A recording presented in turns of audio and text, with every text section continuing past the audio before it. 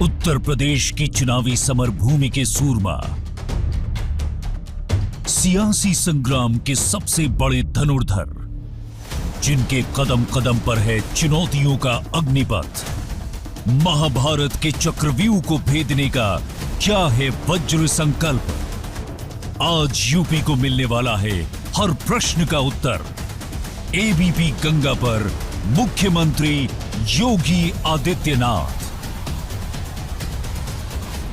नमस्कार, एबीपी गंगा में आपका स्वागत है। मैं हूं रोहित सावल और हमारे साथ मौजूद हैं उत्तर प्रदेश के मुख्यमंत्री योगी आदित्यनाथ। योगी जी, आपका स्वागत है एबीपी गंगा में। नमस्ते योगी जी, चुनाव प्रचार कैसा चल रहा है? चुनाव प्रचार, क्योंकि अब लगातार आप आजकल दौरे कर रहे हैं, किस तरह से चुनाव प्रचार आप कर रहे हैं और क्या लग रहा है आपको कि ये जो मेहनत कर रहे हैं इसका फल भी मिलेगा? देखिए, चुनाव भारतीय जनता पार्टी के पक्ष में परिणाम लेकर के आएगा, इसमें कोई संदेह न प्रदेश में है, न देश में है, न दुनिया में है जी। लेकिन चुनाव चुनाव होता है, हमें विश्वास है, लेकिन अति आत्मविश्वास में हम लोग नहीं हैं जी। और भारतीय जनता पार्टी का जनता जनार्दन पर इसलिए विश्वास है क्योंकि भारतीय जनता पार्टी की डबल इंजन की सरकार ने प्रदेश की जनता से जो वायदे किए थे, जो कहा सो करके दिखाया और जो कहेंगे वो करके दिखाएंगे। यह एक जो विश्वास है जी, उस विश्वास की बदौलत भारतीय जनता पार्टी प्रचंड बहुमत की सरकार फिर से यूपी के अंदर बनाएगी। योगी, आप एक तरफ विकास की बात कर रहे हैं और इस विकास के एजेंडे पर आपको विश्वास भी है, लेकिन फिर ये पाकिस्तान, जिन्ना, ये तमाम बातें अभी शुरू हो गई उत्तर प्रदेश के चुनाव में। देखिए, विकास के मुद्दे से, सुशासन के मुद्दे से जनता का ध्यान हटा करके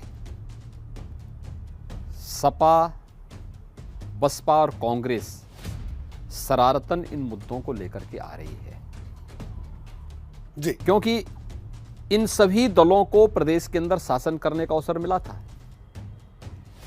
इनके समय में सुरक्षा का माहौल नहीं था, इनके समय में इंफ्रास्ट्रक्चर डेवलपमेंट के इतने कार्य नहीं हो पाए थे, न एयरपोर्ट, न हाईवे, न एक्सप्रेसवे, न रेलवे, न डिफेंस कॉरिडोर,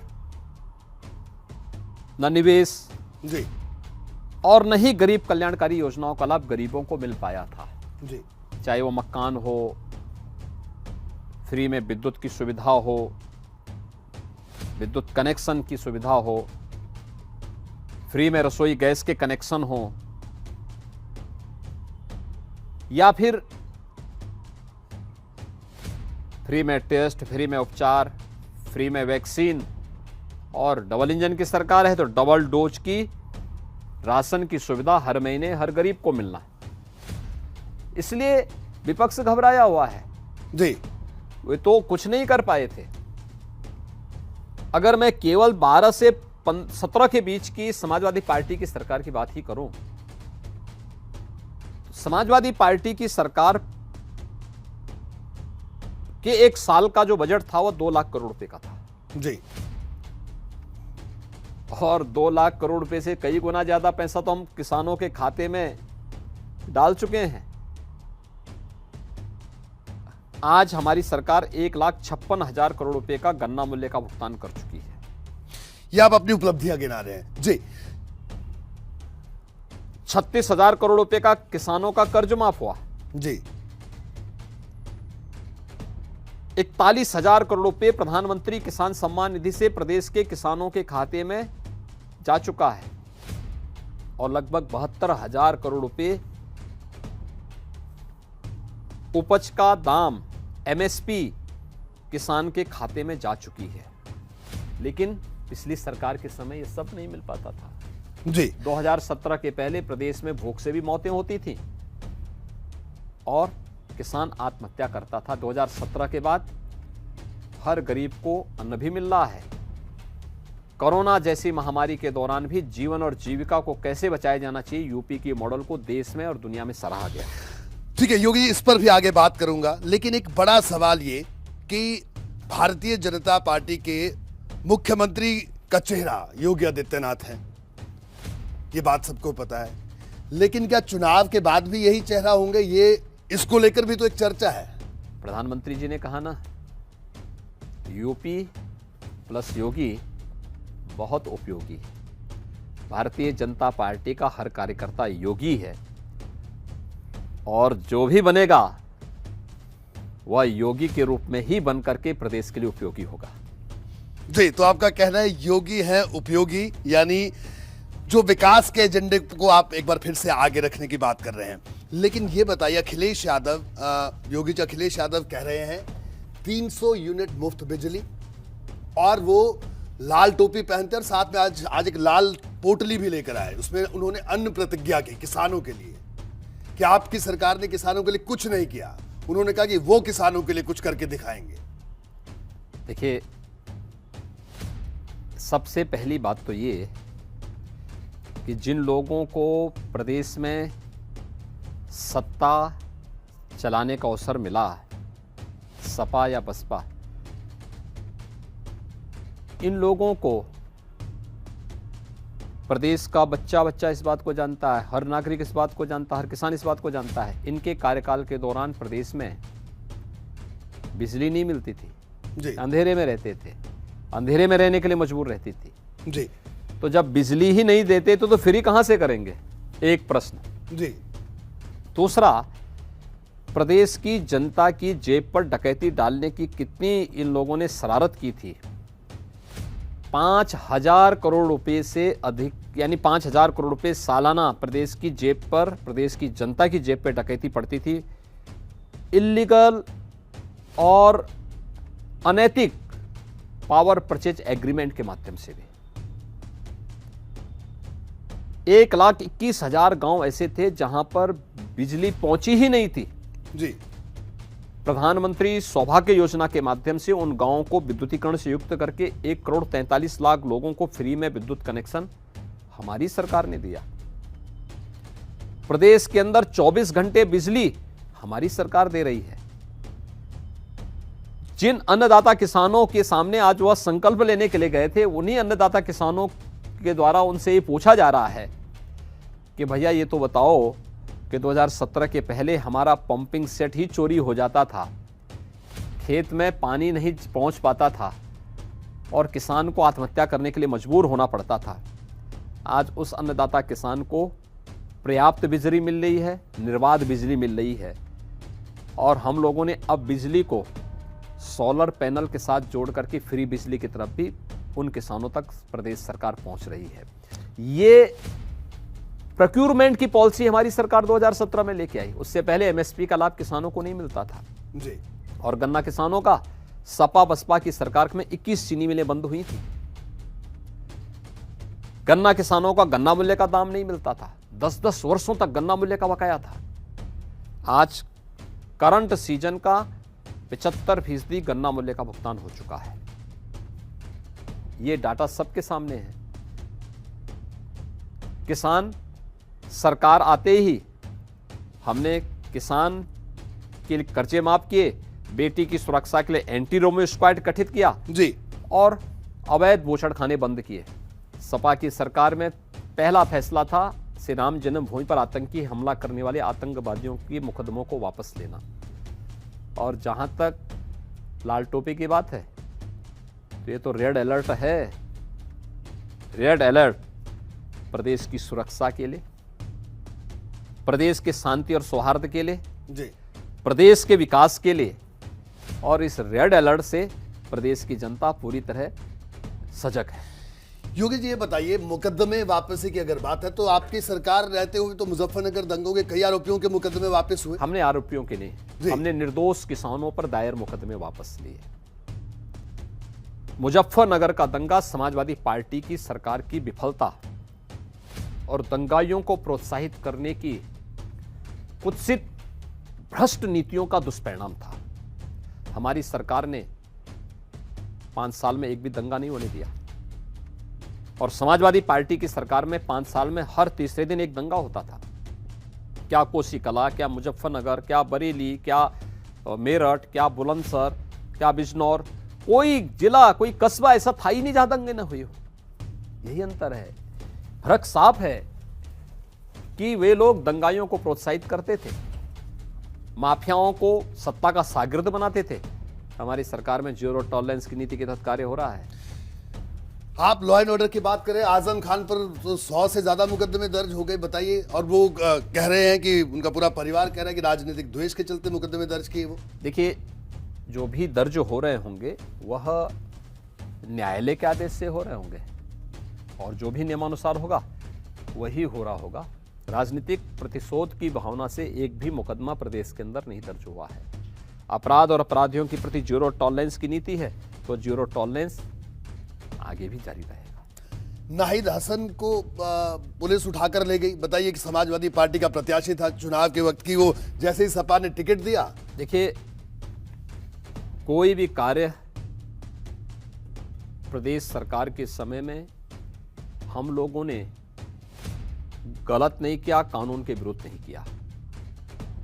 उन पर गैंगस्टर का मुकदमा पहले से दर्ज था, वो फरार चल रहे थे, पुलिस ने नियमानुसार कार्रवाई की होगी। लेकिन ये तो सच है ना कि कैराना के पलायन के लिए भी जिम्मेदार थे। ये तो सच है ना, उनकी भाषा और उनकी जो हेकड़ी है जग जाहिर है। जी, तो आपको कहना है कि कानून काम कर रहा है।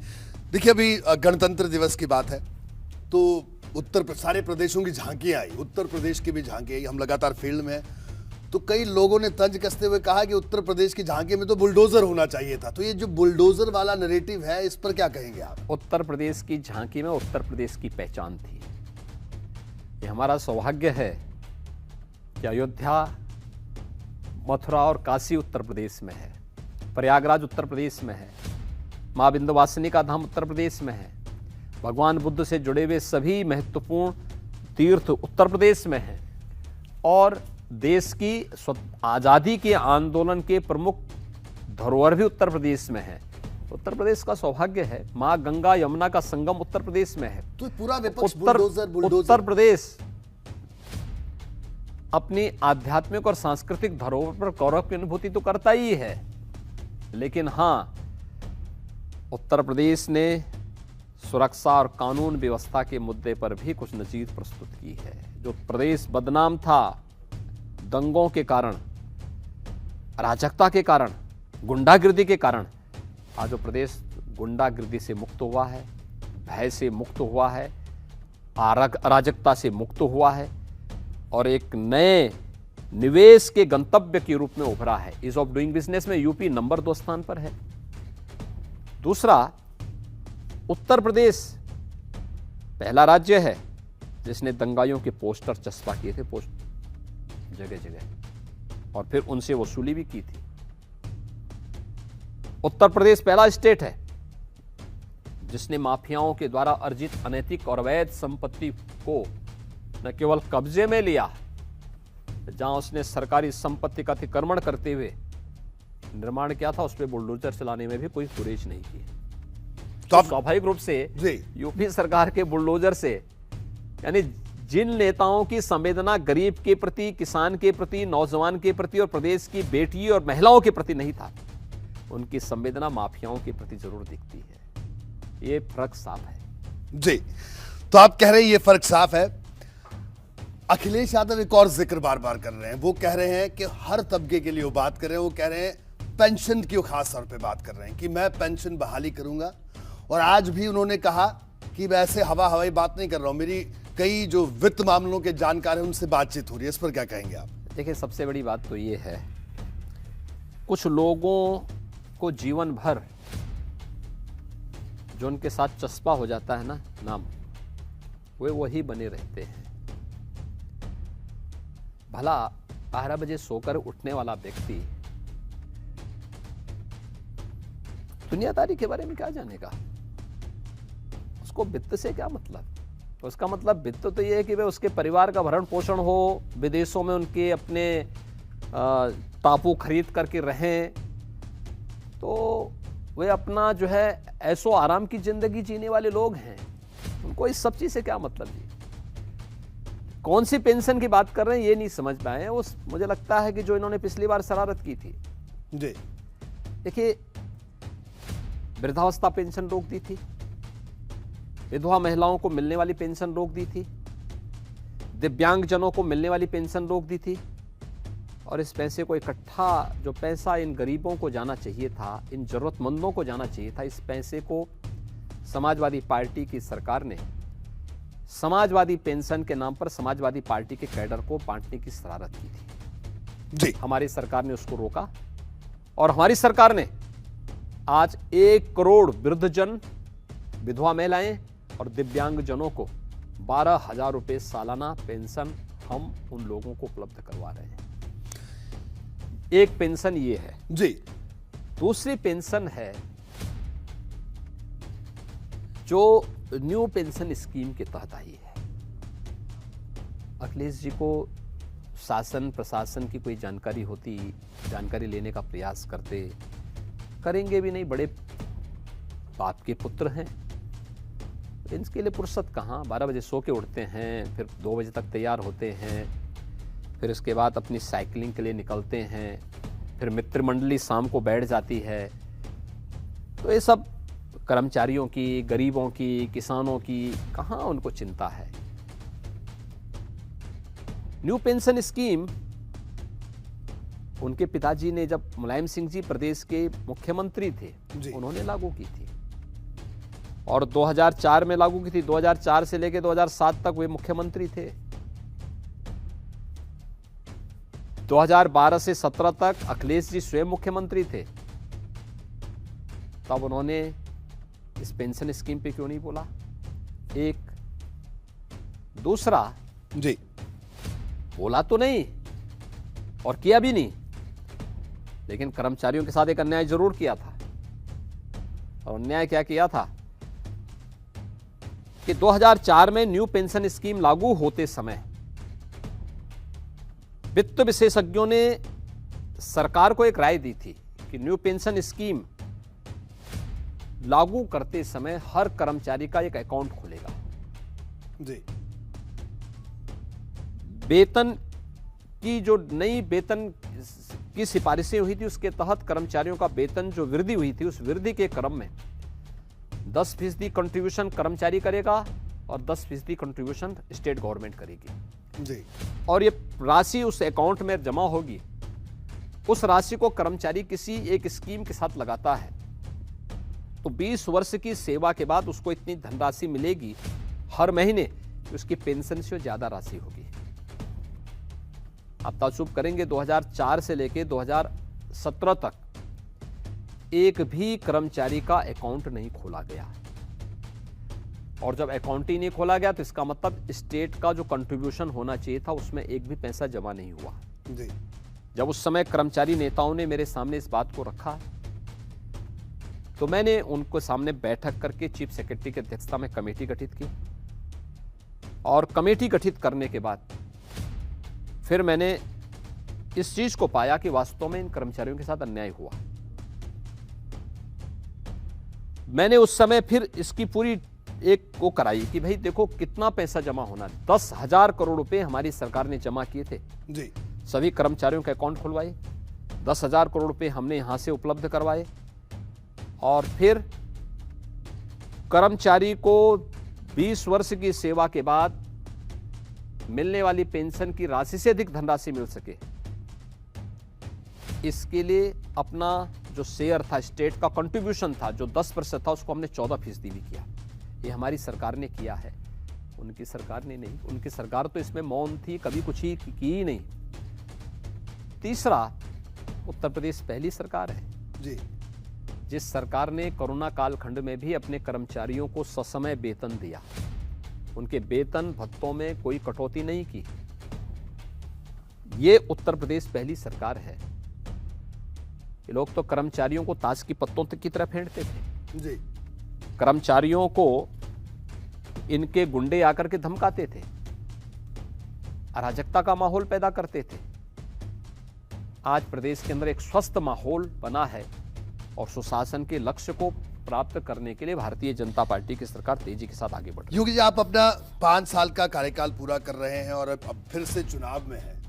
उत्तर प्रदेश में कोई भी मुख्यमंत्री 5 साल का शासनकाल पूरा करने के बाद तो मुख्यमंत्री नहीं बन पाया, लेकिन योगी आदित्यनाथ को क्या इस बात का भरोसा है कि ये वापसी होगी? देखिए, जीवन में कुछ भी अस्थायी नहीं जी।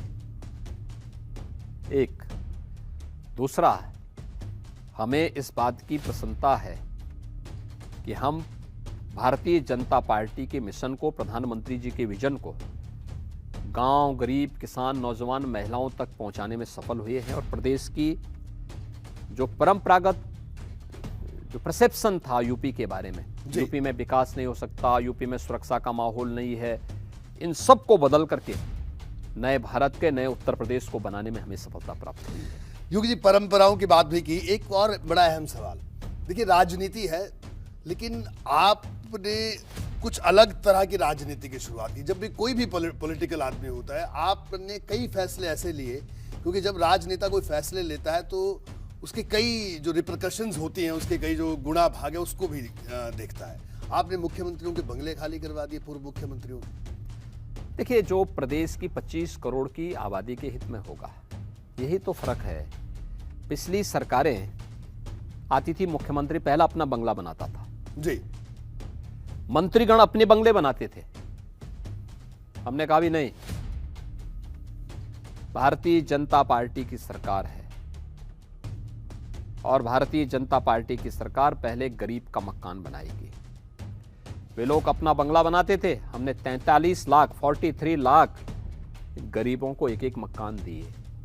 यही फर्क है जी। वे अपना मकान बनाते थे, यहां गरीबों के मकान बनाए गए। और इसलिए 25 करोड़ की आबादी के प्रति हमारी प्रतिबद्धता थी, जवाबदेही थी। सरकार जवाबदेही से चलती है, हमारी जवाबदेही जनता से थी। हमने जनता के लिए कार्य किया।